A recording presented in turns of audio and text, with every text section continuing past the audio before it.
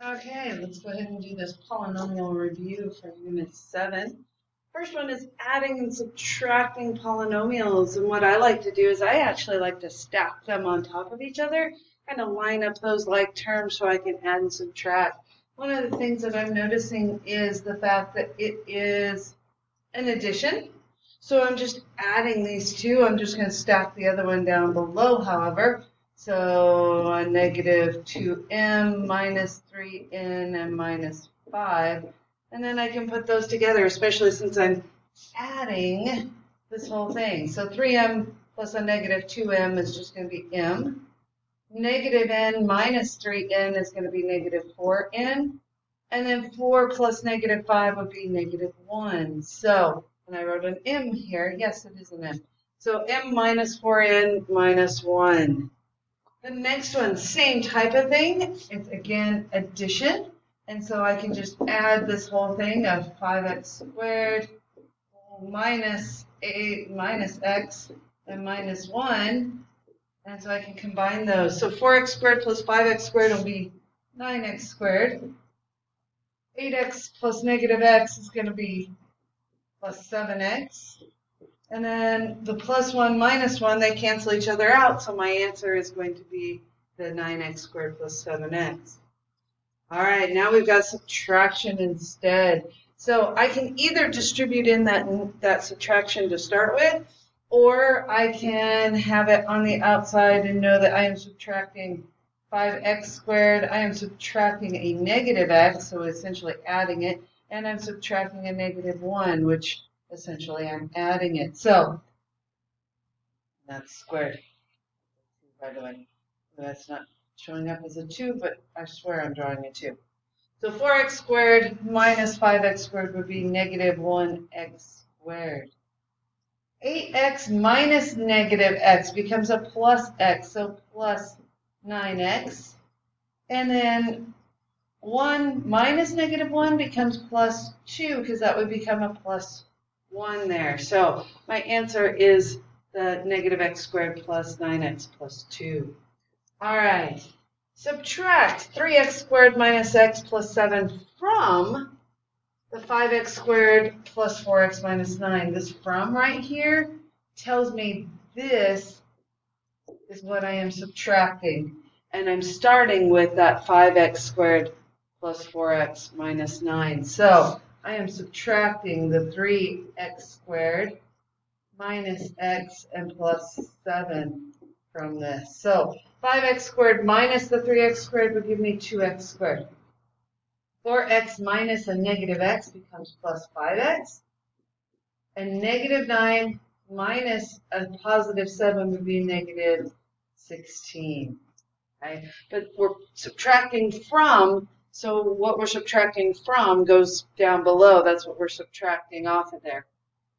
All right, simplify. It looks like I have maybe some like terms to combine, maybe. But first thing I have to do is distribute. So if I distribute here, I would end up with 2y squared minus 14y. And then if I distribute this negative 3y here, I'm going to end up with negative 3y squared and minus 15y. So yes, I do have some common or some like terms. So like this, the y squared, and I would end up with just a negative y squared. And then the other thing that I have this negative 14y and negative 15y to give me negative 29y. So I have the negative y squared minus 29y would be my answer. All right. Then we get down here to simplifying or multiplying polynomials and simplifying. Now, some of you use different things. I'm going to go ahead and just set up the box method so that I know what I'm, keeping track of everything. I have 2x minus 5 and x plus 7. So if I plug in the pieces that I have here, I would have 2x squared minus 5x, because I'm just taking the x times the negative 5, a positive 14x here, and a minus 35, which I can now put stuff together. So my answer is going to end up being the 2x squared, there's nothing put together there, the 4x, or the, excuse me, the 14x and plus negative 5x would give me plus 9x, and then just minus 35. Okay. For the next one, I have 4x plus 1, that quantity squared. So if I have that quantity squared, I'm going to come up here. I have 4x plus 1, 4x plus 1. So I have 16x squared, 4x, 4x, 1.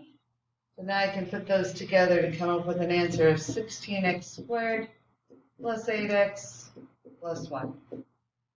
All right, and this one's like a superfoil. We have a longer box that we can draw. If we have a longer box, it's not a big deal. It's just now we have 3 instead of 2. My 2 term, my binomial would go here, the x plus 3. And then on top I would have x squared plus 4x and plus 2. So now I can multiply to get x cubed. I would have 4x squared and then a positive 2x. Here I'm going to have 3x squared. I'm going to have 12x and then a 6. So I can put, oh, that's not good. I can put some things together. I can put these together. Okay, I'm not sure why that didn't do again. There we go.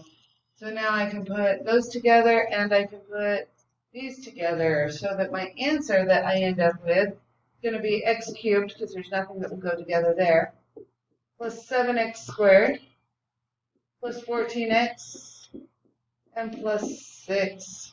When I put those all together, I can't combine anything else because of like terms.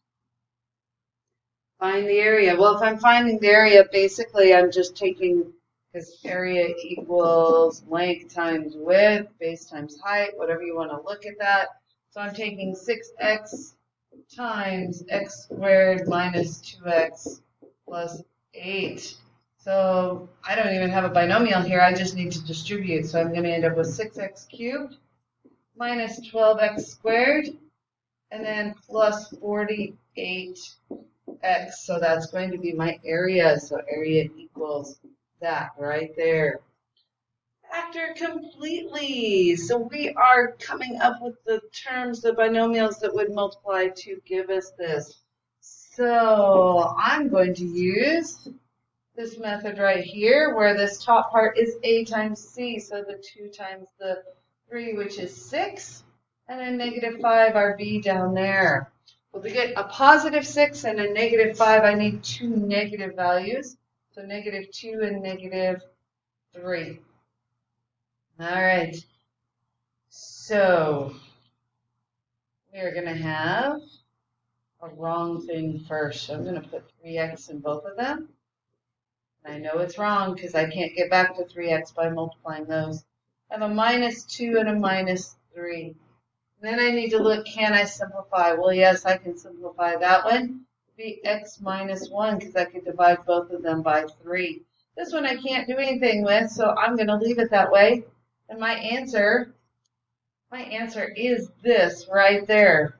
When I factor it completely, I have 2 binomials. All right, with this one, got my a times c is just negative 10 because there's a 1 here, so that makes it easy. And negative 7. I have 1 positive, 1 negative. 1 positive, 1 negative. So, I mean, 5 times 2 gives me 10. But if I have 1 negative and 1 positive, I can't get to a negative 7 with that. 10 times 1, but that doesn't get me to negative 7. And those are the only things I can multiply to get to 10. So this one is not factorable. Or we also sometimes say prime.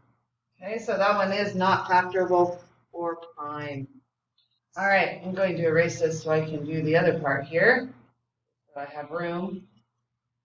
All right, so this one I need 84 and I need 20.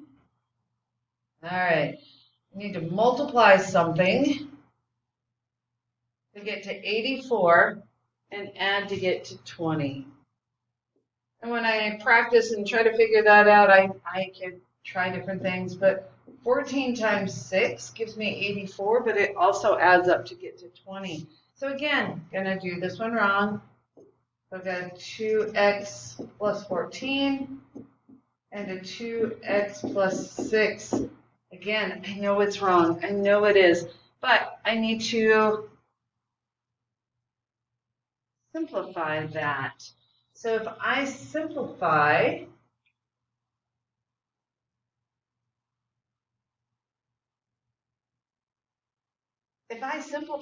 I'm actually kind of saying, oh wait, I kind of messed up, because both of them would end up with just being x at the beginning, and if I boil that back together, I don't get to 2x squared. So I actually have to back up here. So, and the reason I'm going to back up here is I didn't do step 0. Step 0 says I need to look for a common factor, and I can see that 2 would go into all of them evenly. So if I pull out a 2, I'm left with x squared plus 10x and plus 21. And then I'm looking at factoring that. Well, if I factor that, I'm just looking for what adds or multiplies to 21 and adds to get to 10, which is going to be 7 and 3. So now that's pretty easy. I can just have x plus 7, x plus 3. That gets me back to that part, but I still need this 2 out front. Because if I'm factoring completely, that still needs to be there. And we would end up with this as our answer. Make sure you always look for that step 0. All right, number 13. Again, we're factoring completely. So first thing I better look for is step 0. Well, 3, 8, and 6 isn't going to have anything. So I guess I am going to be doing this. I have 18 here and negative 8. So they have to both be negative to multiply to get to a positive and add to get to a negative. So negative, let's see, 3 times 6 is our 18, but that's not going to add up to there. 2 times 9, but that doesn't give us 8.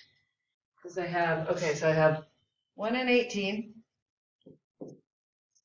2 and 9, 3 and 6, 4 doesn't, 5 doesn't, 6, we're back to that.